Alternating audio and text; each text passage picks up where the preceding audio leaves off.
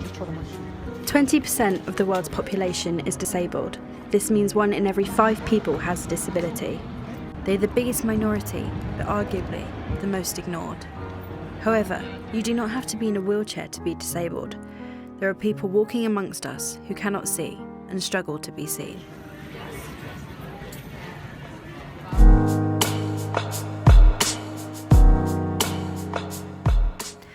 Meet Joshua. He is 26 years old, a sales assistant at a phone shop, a keen singer, and registered blind. He suffers from retinitis pigmentosa, which is a rare inherited eye disease that causes the loss of field vision. This affects the photoreceptor cells, resulting in tunnel vision and night blindness. This is the sight of someone with RP. Photoreceptors are made up of rods and cones. Rods are responsible for dim lit vision, which enables you to see corners, shadows and edges. Cones are responsible for seeing colours and details. Retinitis pigmentosa is a condition where these cells are slowly deteriorating. For most people with RP, their central vision remains intact, which is why some people do not need the aid of a cane or guide dog. For Joshua, his biggest struggle is the ability to see in dim light and the loss of his field vision. I can see you if I'm looking directly at you, and I can see the mirror next to me here. I can see my hand, and I can see the unit to my immediate right. I can't really see much in between. Retinitis pigmentosa is an inherited disease. The RP gene is carried by the female, and there is a 50% chance that the woman would pass this gene to her son. The disease is prevalent in males, but women who are carriers may also develop side effects as a result, for example, poor eyesight. In Joshua's case, the gene originates with his grandmother, who now has only 30% of her sight. Joshua has been involved in a number of incidents as a direct result of RP. There was another time riding a bicycle during sunset, so that mid-light, when it's actually sometimes worse than no light at all, because shadows and whatnot begin to play tricks on my vision, and a shadow created the illusion that I was about to hit a curb on my bicycle, and I was travelling at quite fast speed, and I slammed the brakes on this bike without having to. I thought I was going to hit this curb, and I flew about 12 feet over the handlebars and came down headfirst on a curb. Thank God I was wearing a helmet. Still knocked me for 6, and I had to get taken to hospital with an ambulance, and they strapped me to a backboard with a neck brace in case I damaged my neck. And I can always vividly remember the doctor saying to my mother that thank God I'd been wearing a helmet, because if I hadn't, they'd be having a very, very different conversation.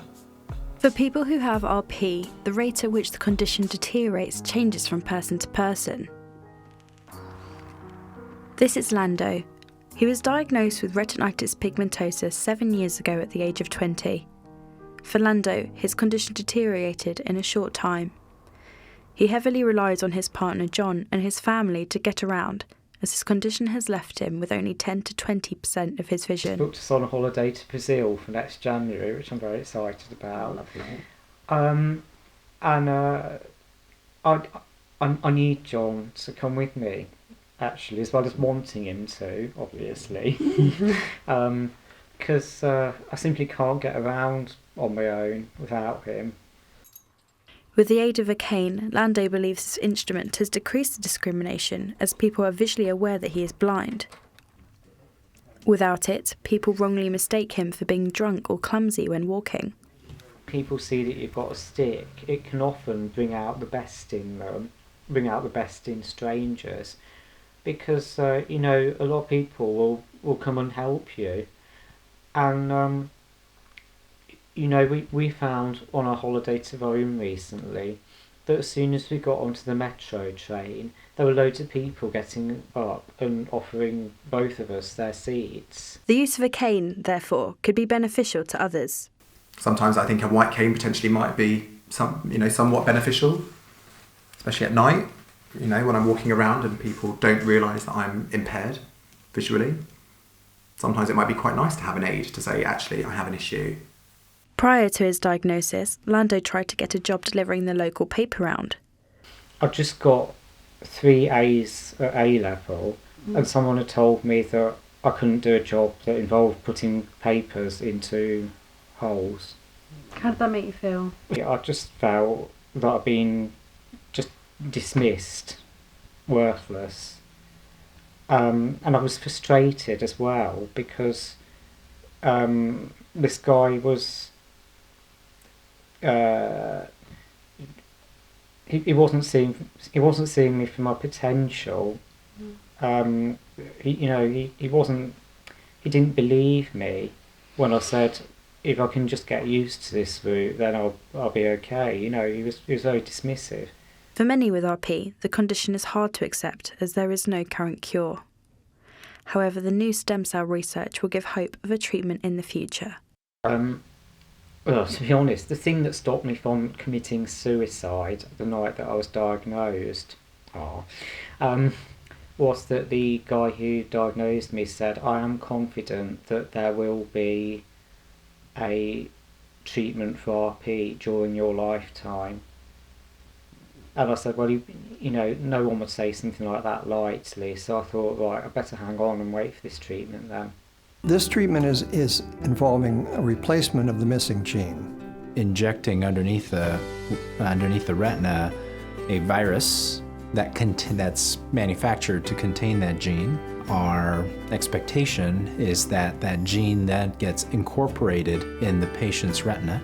Gene replacement therapy has been the most robust and most powerful means of halting and stopping progression in animal models. Although research is developing, arguably one of the biggest issues surrounding visual disability is discrimination in the workplace and job seekers. They look at one thing that your disability stops you doing, and then they think, oh, right, well, that's it, you can't do the entire job. Or they think, oh, well, there's going to be a health and safety issue here. Or, they love the health and safety issue bit. I mean, I think people with me will think, well, what if you trip over a step when you're working? Or what if you bump into something? It's a health and safety issue. Diagnosed at only 12 years old, Joshua struggled with bullies as he was restricted from playing sports and other school activities. I wasn't a popular child. I think a popular child for the school I went to was defined by someone who was good at rugby, someone who was good at cricket, and someone who was good at everything in between. And I wasn't. I was creative and I was good at English, and rather than going out and playing sports, I would be in the art department painting and, in the music department singing. And that meant I wasn't a popular child. I got a lot of stick, as you call it, from the very cruel children around me. And I think that created quite a complex in me. It made me very defensive. It made me a very angry child.